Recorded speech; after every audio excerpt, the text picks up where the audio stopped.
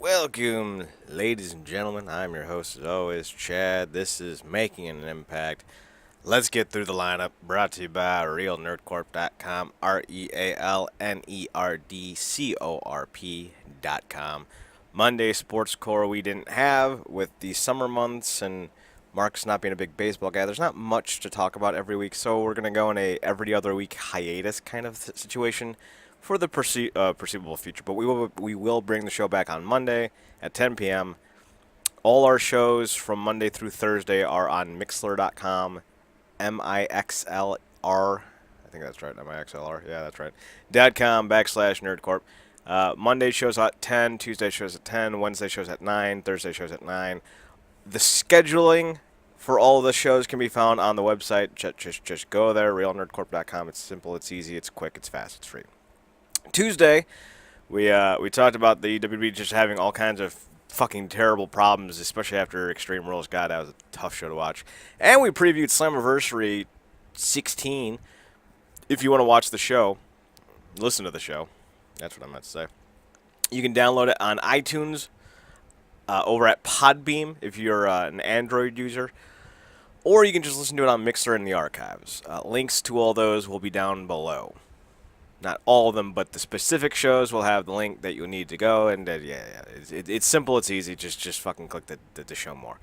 Wednesday, Zach and I reviewed, I think it was 14 and 15. We're going off of the Global Wrestling Network counting, not the reviews of the weekly pay-per-views for the old NWA TNA stuff. So if you go to the website, you'll see that NWA TNA weekly pay-per-view number 12 was like a review show, so we skipped that. People who review the shows just omitted that from their counting entirely, so there's gonna be a little bit of a counting discrepancy if you're looking up like 411, what was it, 411 Mania. So just a heads up on that.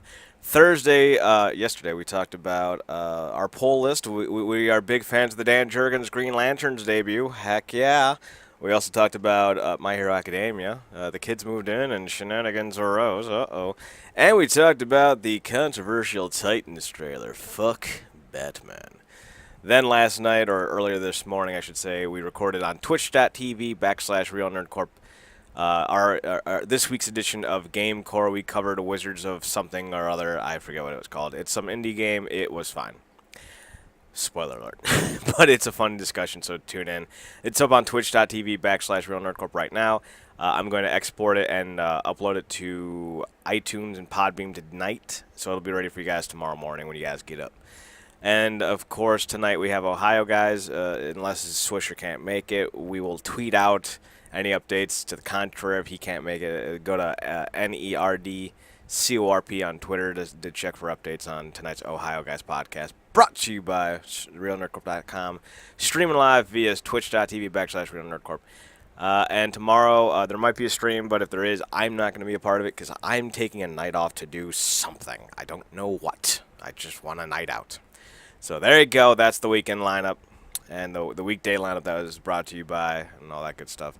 Links to all the podcasts and links to the downloads to all the podcasts and all that good stuff will be down below because I love you guys and I want you guys to be able to get free access to our content. And by the way, fuck YouTube.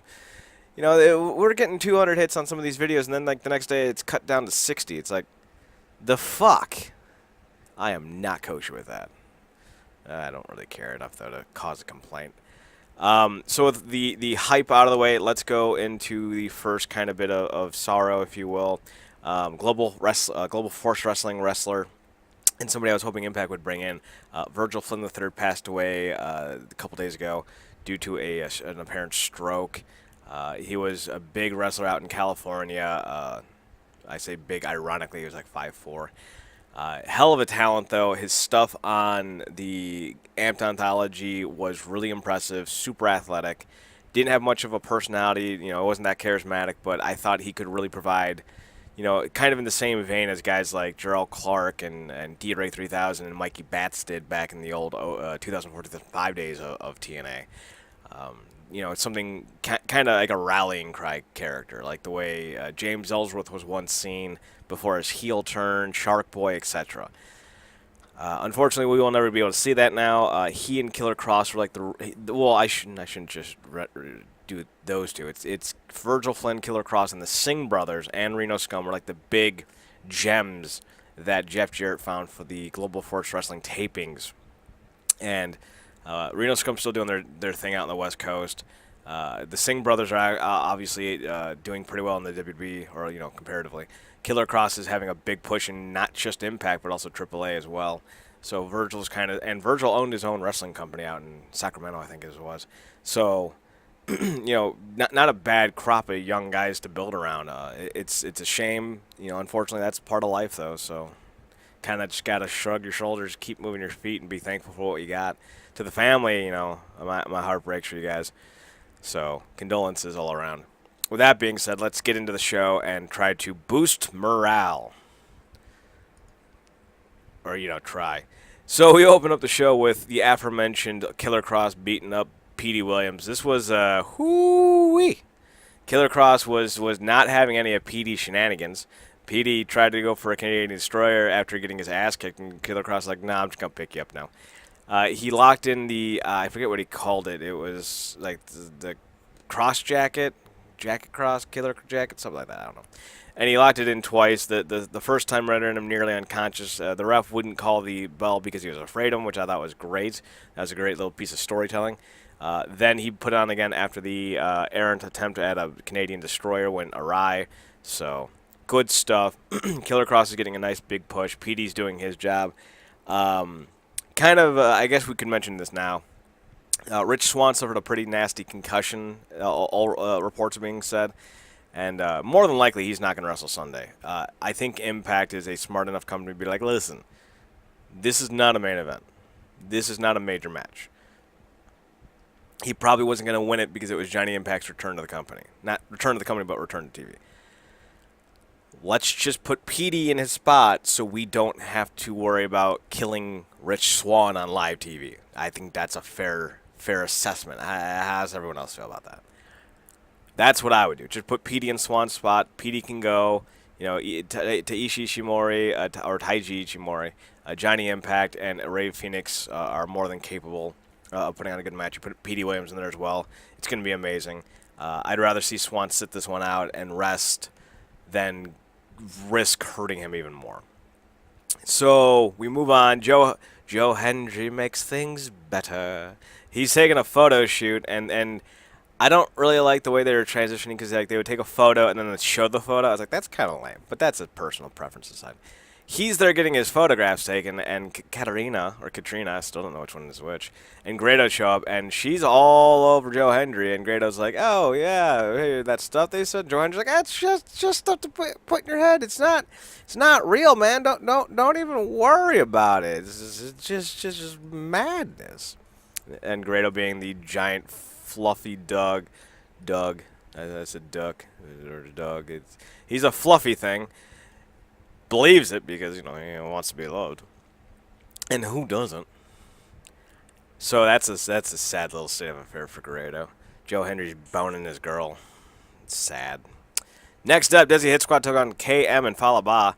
They were calling him K Impact, and I thought that's not unoriginal. And Falaba and KM have really great chemistry. There was one point when they had Desi Hit Squad on the ground, and they were doing rolls on top of them. They're just, I don't know what you would call them. There's so many different names for them. But they were just rolling on top of both members, and it was hilarious. I loved it. Gama Singh gets involved, though. They're able to get the distraction. Desi Hit Squad won on a roll-up. I think it was on on Falaba. KM and Falaba are angry post-match. Desi Hit Squad gets the win. I think they remain undefeated so far. Next up, we got Eli Drake taking on Joe Hendry. It's pretty all right, actually. It's not bad. Joe Hendry makes things better. Hendry cuts a promo, then debuts a music video making fun of Eli Drake for always dressing up in silly outfits because Eli Drake's an actor, and Eli Drake needs to show his actorial range.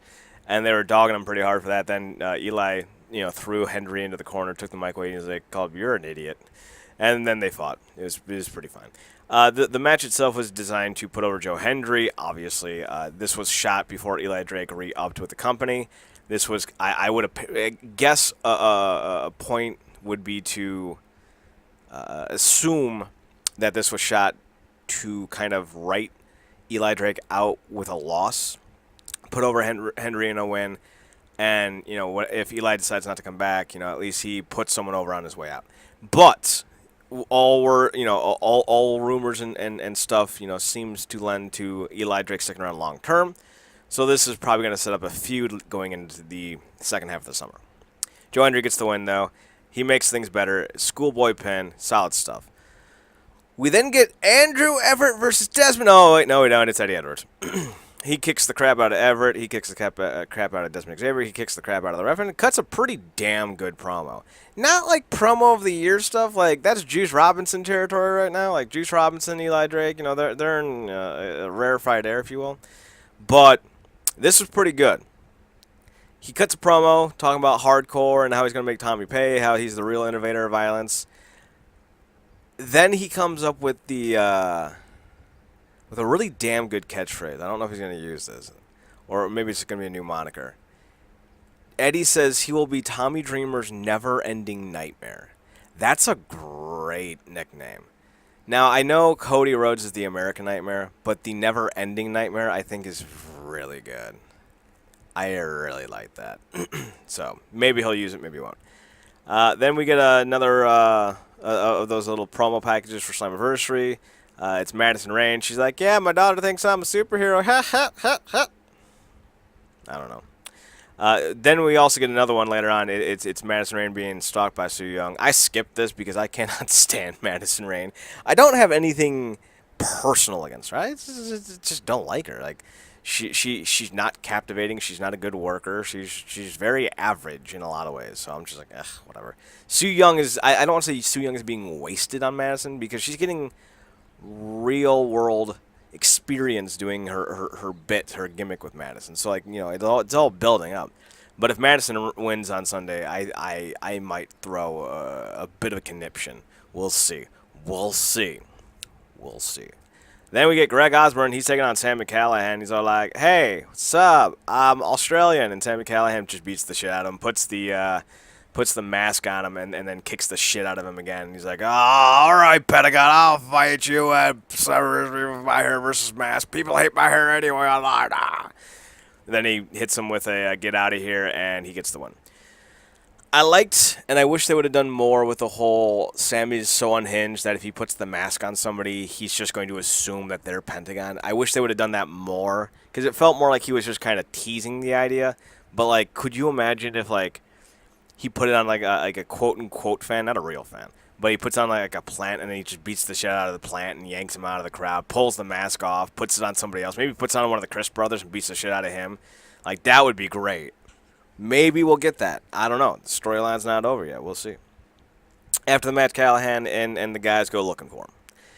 Shotzi Blackheart and Tessa Blanchard take on Allie and Kiera Hogan. There was an Allie and Kiera Hogan segment where they were all bubbly, giggly, and bouncy, and that's not a oogling comment. They were Kiera Hogan was literally jumping up and down. I think so was Allie. Tessa Blanchard is all kinds of money, and Shotzi Blackheart has my heart. I love you, girl. This was a fun little tag team match. Usually tag team matches like this don't get a lot of time and aren't really used for wrestling action. It's more storyline based. This is a really solid tag team match. I liked it a lot. At the end, though, Tessa ends up leaving Shotzi behind and leaves the match, allowing for Allie to hit the code breaker for the win. There was a moment when Kiera Hogan was getting some smatterings of Girl on Fire chants, I think is what it was, and Tessa came over and kicked her, and I thought that was hilarious. It's just a small little heel thing, and it works so well. Then we get Callihan and OV were looking for Pentagon. We then got the debut promo, if you will, for Scarlett Bordeaux. I have mixed feelings on this. I am not a big Scarlett Bordeaux fan. I think she's gorgeous. She can sing like a songbird, but she can't wrestle all that great. And I feel like we should be getting away from the old school mentality of wrestling. Like, we should be signing girls like Shotzi Blackheart and Delilah Doom and others who work very well. Not wrestlers who work all right, if not passable, but look phenomenal. Like, and not to say that Delilah Doom and Shotzi aren't beautiful. I'm just saying that, there's an apparent aura, an apparent aura over Scarlett Bordeaux, and it's not about her wrestling ability. In fact, I think her side job is like one of those high-end club girls, where like she goes to like clubs to be photographed, so like people can see how hot this club is. Like, look at this pretty girl! Oh my God, we gotta go to this club. I've never fallen for that in my life. I don't know why people do. But like I think that's one of her sides. Or maybe she's like a bartender at a really hoity-toity bar. I just know that she's always posting photos of her working at a bar all dressed up. Or at least she was. I don't know if she still is. So like, her whole vibe is that she's super pretty. And she is. But I feel like we need more from our current knockouts than just being super pretty. Considering Tessa Blanchard's super pretty and can also kick your face in. So like, you know. Gotta have a little bit of both. I'm going to give her a chance. I'm not going to dismiss her out of hand. I think that would be outlandish. And she's gotten a lot better since I was really last watching her back in, 2014 with the House of Truth? So, we'll see. We should really bring back, what was that Truth Martini show? Hoopla. Night of Hoopla. Let's bring that back in Impact. I'd be down. OV's backstage, and they're like, hey, Sammy's gone. Oh, look, there's Pentagon. Oh, wait, it's Sammy. Oh, no, how'd this happen? Oh, my God, it's so crazy. How'd he do that? That's the best way I can describe that segment. Then in the main event, Moose is talking crap about Aries. Aries is talking crap about Moose, but he's doing it from behind a Titantron. He's like, bah, bah, bah, bah, bah. Moose is like, I'm going to beat you up. And then Aries is like, look behind you. And Moose is like, no. And then Aries is like, okay. And then Aries attacked him from behind. He's like, I told you. And then that's how the show ends. And that's how the show ends. So, overall, it's not a bad show. They spent a lot of time hyping up the pay-per-view on Sunday, which I will be watching. And if you're not, what the hell is wrong with you? It looks like such a good show. Again, I did all my predictions on the Tuesday show, links of which will be down below if you want to listen to it. It's an hour, 40 minutes long. And I think the predictions are pretty much the second half of it, so be sure to check it out if you want. That being said, did I miss anything? Did I miss anything relevant? Let me just double check. I feel like I missed a segment or two. They had those in your own words on the show, which were pretty good. But those were also uploaded on YouTube, so I don't necessarily count them. Let's see. They have the whole Joe Hendry full and uncut music video up on YouTube if you want to listen to that. I